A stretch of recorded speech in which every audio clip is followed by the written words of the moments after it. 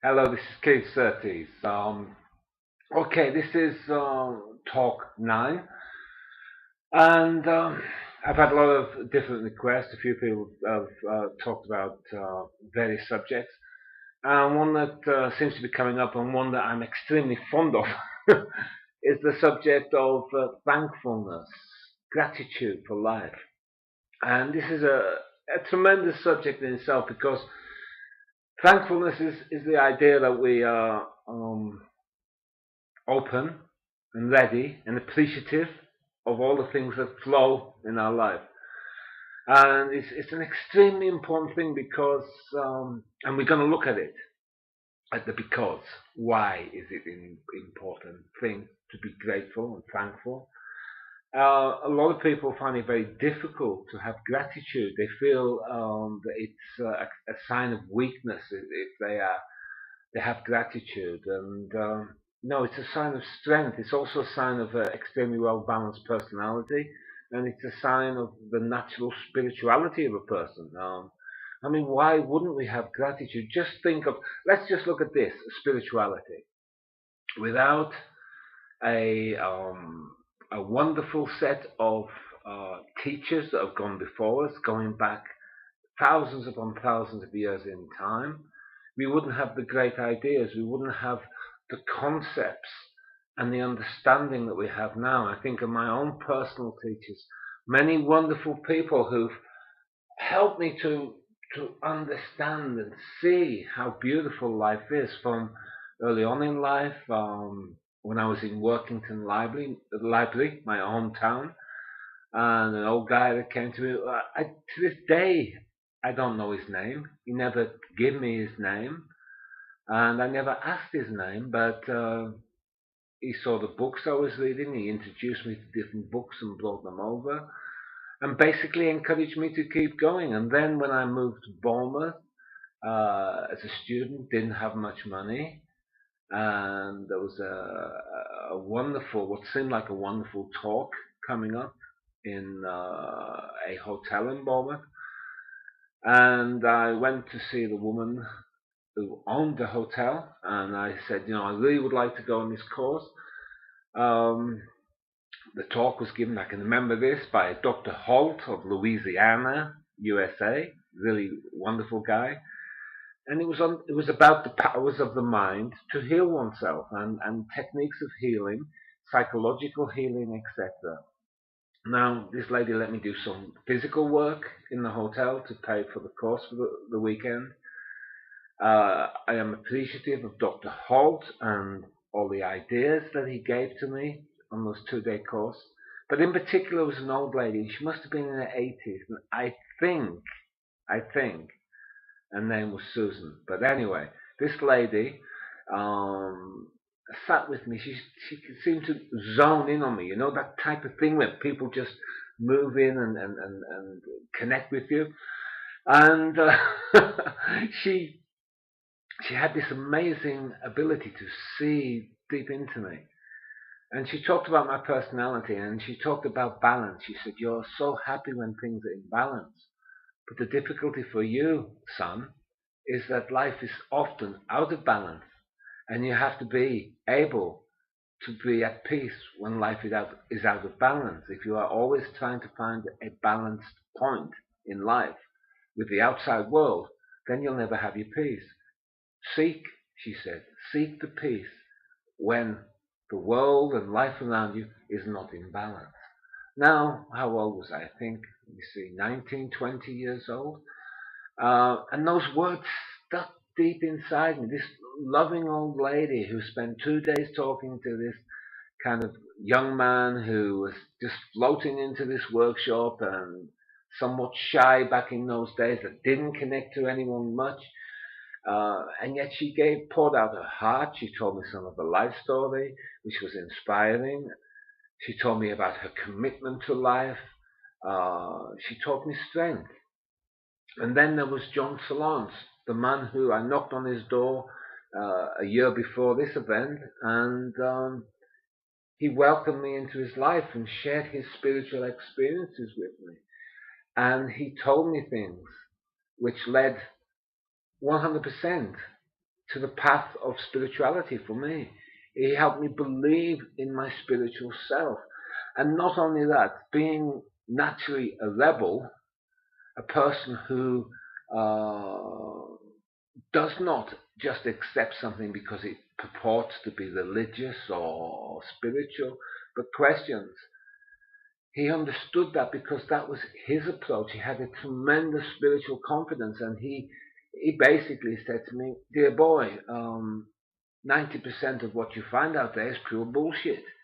And that was great advice because 90% of it often is. Um, he helped me to believe in questioning, that it's okay to question, it's okay to actually not believe what you see, to go deeper and deeper. He gave me his heart, his support. He asked me why I always put myself down and why I always belittled my own ideas. And he told me to be confident, and he constructed my own reality in a different way. He helped me to see the good things in my life, in me. So I am grateful and have gratitude for that person. And then his wonderful, dear wife, Clarice, who was a spiritualist, medium, and healer, and she was the one that first began to systemize my mediumistic and healing abilities, to give me faith in those things, to develop them. And we sat in a little circle, a spiritualist circle, and did connection to spirit. She helped me to understand the flow of energy, which is healing, and she gave me a tremendous amount of love. And those people are extremely important in the development of my heart, my mind, my positive attitude towards life, my understanding that life doesn't always flow in the way that I think it should, I being the personality. And they understood, all of these people, the power of the mind. They understood the secret of positive thinking, and they understood also that that was not the only thing in the universe, that there were other laws such as the law of duality, cause and effect, etc., etc. And that when we understand this more rounded approach of a whole bag full of laws, spiritual laws which affect life, then we have far more tools to deal with the things that could be disappointment. So Clarice was not only teaching me the spiritualist stuff, she was very much into some very lovely philosophy.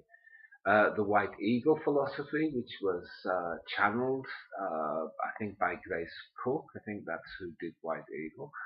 And the Silver Birch philosophy, channeled by, I can't remember who actually channeled that, but it's a wonderful channeling. Silver Birch talked much about nature and the appreciation of nature and the blending with nature and finding power and strength from natural sources. And this was very, very dear to my heart anyway. And that kind of made me understand that I wasn't crazy to believe that I could get power from trees or from the grass or from stones or water or the sunshine itself or the wind. So these people I am thankful for in my life. They love me, they cared for me, they loved me 100%. And then there was my dear, wonderful grandma Tunstall, my mother's mother, who many times we sat, just the two of us, in her small terraced house in the Lake District in Workington, and she told me many things. She knew I was restless, and she told me, "Yes, son, this town is too small for you.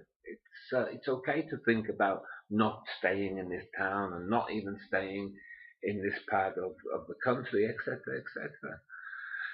And she seemed to be able to see deeply into me. She gave me a lot of advice.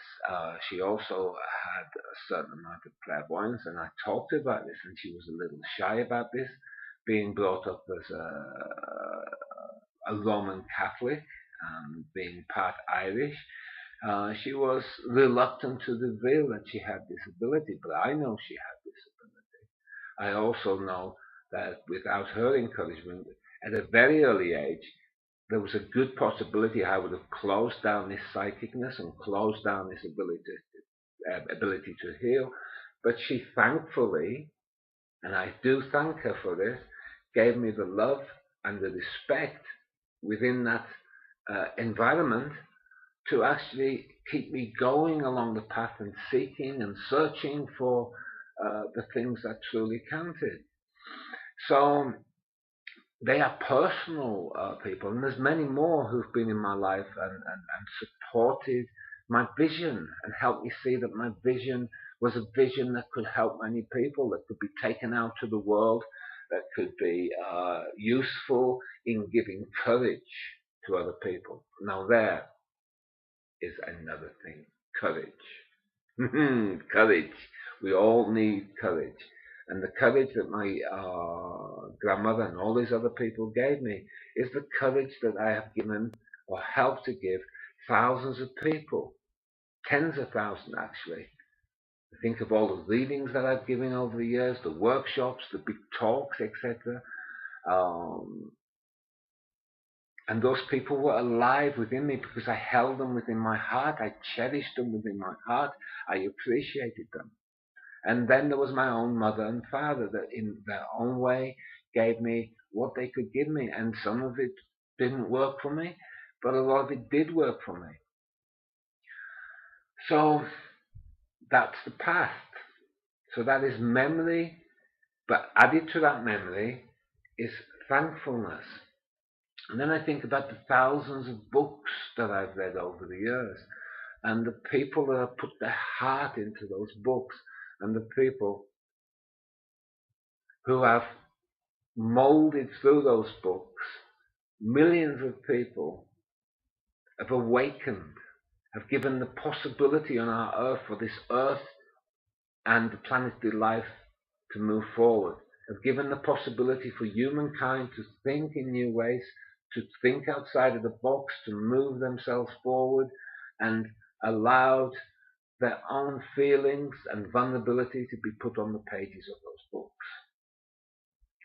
So I am thankful for the knowledge and the wisdom that has been given this way in books. And from another level, I am thankful to all the spirit workers as a medium and a healer that have been with me. For we don't work in isolation. We work with a whole collection of individual spirits. And those spirits help us in many ways. But the biggest thing is the love and the healing. And the healing is love. Balanced love, which flows from dimension to dimension and adds to our life and creates a bigger circle for our life. One where we can feel the value and the beauty of our lives. So appreciation for people is one thing, and that is a very, very important thing. But then the small appreciation is appreciation for the clothing that we have, appreciation for the food that we have. And this type of appreciation helps us to see those people who haven't got these things, helps us to understand that our world is often blessed here in the West with things that at least half the world does not have. Excuse me. So that type of appreciation leads to compassion. So you can see these, what we can call spiritual dots being connected. If we have thankfulness, we begin to see that the universe has always supported us when we took risks in our life, when we moved forward in our life, when we've tried to do something that has let go of the small security, but it's a big security for many, the security of a well-paid regular income, for example, a good job. To walk out on a limb, as myself and Fiona did way back 1990, when we both came out of social work and began to work full-time, creating our own small company to do readings, healings, small talks at first, to try and take a spiritual teaching out into the world, and to make a living with this while having children. And that was a big leap forward. And then there was the leap forward of going to different countries. Okay, we were invited to those countries, but we had just minor, small things set up. We had to go to those countries, the first one being Iceland, and to set up again to build a new audience for our work. And the courage to do that came from all of the people who had helped us find courage in ourselves, who helped us to believe in the qualities that we were working with and the qualities that we have in our own soul, personality, etc. So thankfulness connects with courage. If we are thankful and we can see all of the minor things that have come to us, like the magical appearance of money in life when there is no money, which has occurred to us on many occasions. We cannot see where the next penny is coming from, and there's been a flow of new money and possibilities in our life. The telephone has rang and someone has asked us, please will you come to Oslo and do some work? We've heard about your work. We had the same experience in Sweden. We had the same experience in Holland. And all of this was because of trust. So there we go. Gratitude and thankfulness, courage, trust, all linked together. All linked together because they are spiritual qualities. Hope, the hope that something will occur. The vision that something can occur. All of this is connected to gratitude and thankfulness. The Dalai Lama many times says that we are so lucky to be in this precious human form. And the precious human form is because of the creativity on this level of earth and the opportunity to serve with compassion and loving kindness the whole planetary system, to serve nature, the human family, and all of the individuals that we meet. The honor to help another human being get off their knees and begin to change and transform their life.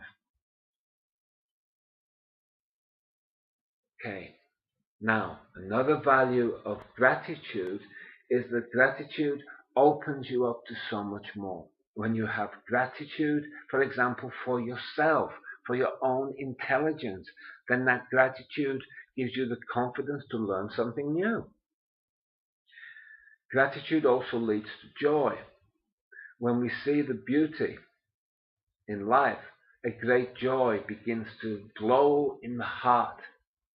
Living in Spain after the northern Scandinavian countries was a great eye-opener. This winter we had thousands of Africans just sitting around the town waiting for work to pick the olives in this location where I live.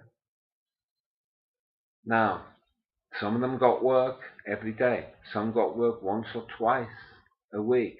They were sleeping in broken down houses, on the bus station, etc. And one of the ladies in the bank, our local bank, began to chat to me, and we were chatting about the immigrants, the Africans and others that are here. And she looked at me and she said, you know, some of them only make 15 to 20 euros a day. And every day they come into this bank and they put half of it or more into the bank and transfer it to their local bank in Africa, to their family. They pass this money on. And I walked away from that conversation and the business they had to do in the bank.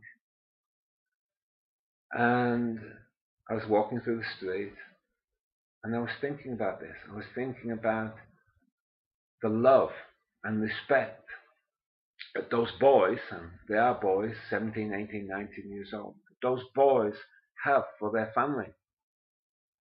That they would work and sleep rough, and they would appreciate the work that they got, and they would have enough love and gratitude to their parents and society back in their various countries in Africa to pass that money back to Africa. They weren't sitting around getting drunk every night on this. They weren't just spending the money on themselves, but they had the gratitude to understand that the mother and father and the brothers and sisters had all provided something of value to them, and they had the decency and the love to give that back.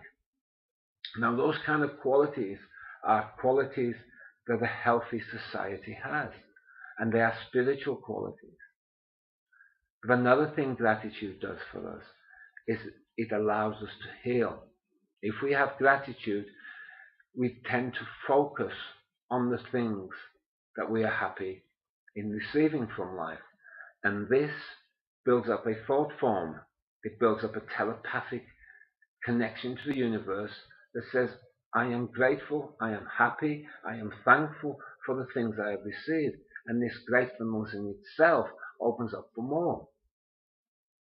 So there are many, many reasons to be happy, to be thankful.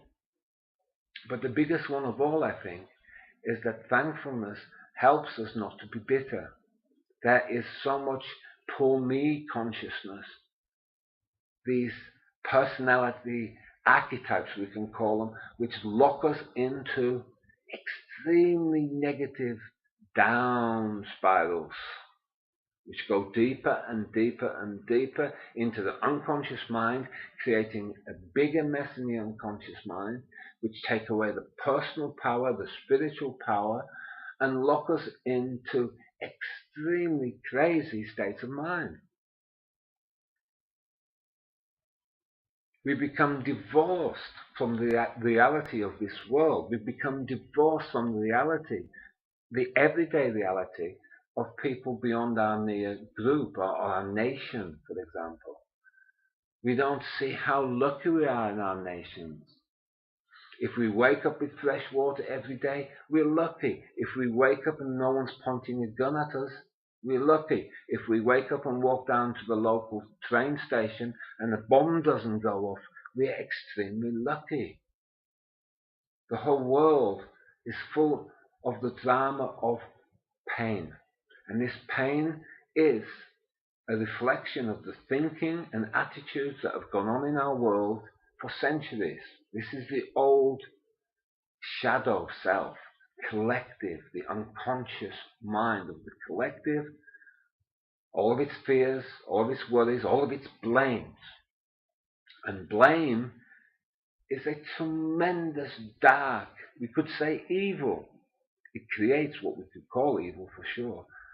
Blame is a great evil because it robs us of compassion. It robs us of compassion for ourselves, and it robs us of compassion for others. And some of the greatest people I have seen are people who have come through extremely difficult lives. And these lives seem to have taught them compassion. Some of the greatest healers, and I'm talking about healers in the biggest sense of the word, from spiritual healers to doctors, to people who are great social workers and psychologists, and people who go out to the third world and find water or help in the medical field in the third world. Some of these greatest healers have suffered greatly and have had many challenges. So gratitude or thankfulness helps us to see that what is a difficulty in life may be a disguised blessing. If we have challenges and can automatically begin to see the challenge, that challenge is a great valuable thing to us, that challenge is something which can bring out the best, the most courageous part of me, that can push me through the limits, then that gratitude at seeing the light within the dark is an extremely powerful, magical tool to make my psychological self very powerful in creating things that this world needs. And what this world needs also is courage. And that is another thing that comes out of thankfulness. Because thankfulness allows us to open the heart to new experiences, because thankfulness gives us that natural courage. Thankfulness creates love in every cell of the body. It creates in the energy field, a powerful energy field, that because of thankfulness and the joy that's within thankfulness, that our energy field now spreads out light and brings to the world more true light. And I'm talking about real light here. Light that is experienced through the living of life, through the courage of life.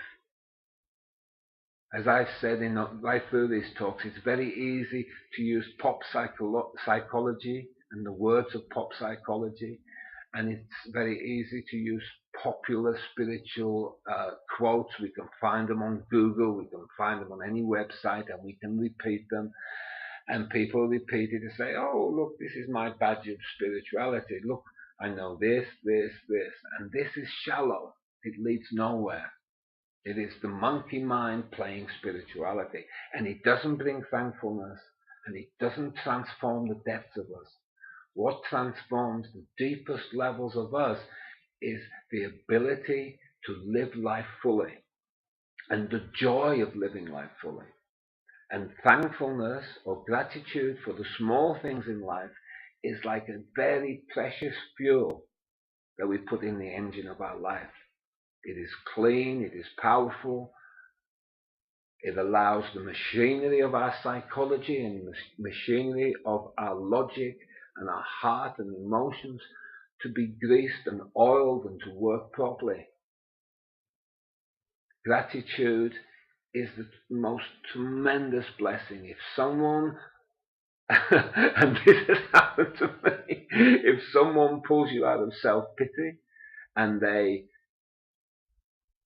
swing you around 180 degrees and they point to the various things in your life and they show you what you've got, that is a most wonderful gift they have given to you.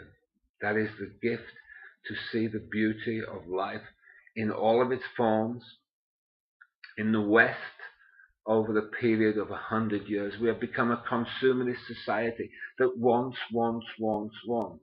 And we've been educated and trained by the propaganda of the big businesses that want to sell us things and the political parties that want us to give them our vote.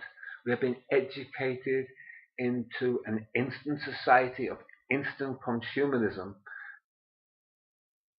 And because of that psychological training, what I would call psychological indoctrination, in fact, we are sad if we don't get what we immediately want. We are being educated that if we want a new car, go out and get that new car. If you can't get it, get a loan. Keep going after the material things.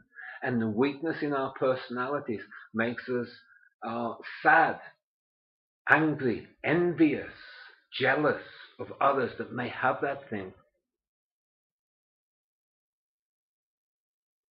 And that sadness and that envy and that jealousy is a tremendously socially destructive force that moves through groups and national lives, creating tremendous negative dramas and making us act from a point of blame, judgment, and destructive attitudes and actions towards other people. The thing that all of us need to be focused on is our life. Because if we can get our life correct, and I've been talking about this right from talk one in this set of talks, if we can get our life right, if we can get oneness inside us so everything is congruent, working in one unified direction, we feel the power of our life. But one of the ingredients, I suppose we can't call it a spiritual law, but we can say it is a central ingredient in all spiritual laws, is gratitude and thankfulness. It transforms our lives in ways. This is just a small talk. I cannot even think of all the thousands of ways that thankfulness has helped me. It helps us, for example, on the emotional level, because we see in the people around us the goodness. We don't see the negativity, and that negativity is a disease, a cancerous disease in individuals, in groups, in societies. We don't see that negativity. And if we do see it, if we are thankful and we're awake to the good things in our life, we minimize it and we see it just as a lesson or an experience that we're going through, or as a challenge that will make us bigger and stronger and braver to face life in realistic, powerful, spiritual ways. Someone once said, and I know Dr. Wayne Dyer has said it quite a few times, that we are not human beings having a spiritual experience, but we are spiritual beings having a human experience. Now, that comes also in on the idea of the Buddhist and Hindu philosophy, which basically talks about us having incarnations in the physical world to experience, to grow, and to challenge ourselves, to gain knowledge here, which we then take into the other world. And on my researches and my journey of researches into spiritual phenomena and spiritual thinking, Fiona in particular studied hypnosis, and we did a lot of past life work, especially in the 1990s. And she did a lot of stuff with me, and I was a very happy candidate, a very happy pupil that would lie down on the couch and Fiona would take me under. I would go deep and we would record some of these sessions, and I went into past lives, or at least the memory of what I thought was past lives. And in these experiences, I also remembered the passage between lives, and sometimes I would remember life in a non-physical location, what we can call the spirit life. And through these processes, I understood that everything in this world is a creation of me. That if there's a war, I've had war in my heart. Maybe not in this life, but at some time. If there is an evil out there that makes you angry, or if there is destruction out there which makes you sad and think that life is not worth it, then I suggest this. If you are one of those people who does believe in many lifetimes, then I suggest we have to be truthful about this. We created this. It is our mess. Ours personally. It is our responsibility. That the killing in the world is my responsibility. And the death in the world is my responsibility because it's my karma. Now you might think that is a terrible negative thing to take on oneself. And I would say to you, no. This is a wonderful thing to take on to yourself, because then you cannot look at all of these processes and see any of them as totally evil, but you see them for what they are, the product of the thoughts and emotions and patterns of the past, through many lifetimes, of not just you, but every other human being that's ever lived and walked on this planet. And with that, you begin to see that there is processes of evolution, processes of awakening, many good things occurring on our planet, many brave people who are doing things which will create more ability for people to live better lives, with better food, cleaner water, less violence, less dependence on drugs or alcohol or other destructive substances which can destroy their life. And one of the biggest poisons, we can all easily see the poison of an addictive substance, but I would like to point out there's another addictive substance, thought. There's another addictive substance, emotion.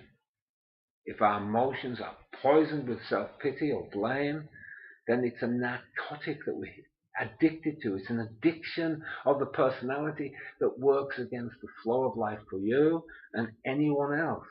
And this is where thankfulness can come in. A little bit of thankfulness. If we can show someone who is in a poor me consciousness, that always moans about their life, and that no one's being fair to them, and everyone mistreats them, and all the other stuff that they've become addicted to in their mind and emotions. if we can make them see, number one, that they did choose to come to this planet, they did choose to be born, and number two, we can point out some of the good things in their life, some of the love they've had from people. We can begin to awaken them out of their nightmare of self-pity towards an attitude of gratitude, as our American friends say. An attitude of gratitude will transform them. It will allow them to understand that everything, the dark and the light of it, is the process of duality that this dimension of life uses to create the play of life and the structures of the play of life, the dramas that we all are addicted to. But with that, with gratitude and thankfulness, the drama becomes less heavy. As it becomes less heavy, we create more consciously, and we become conscious co-creators that can then begin to clean up the mess of the past and create a wonderful pathway forward, a pathway with more joy, more respect for others, etc. Now, this is the most interesting talk for me because it is now, 2:30 in the morning. I've been asleep. I was going to do a talk tomorrow after a good night's sleep.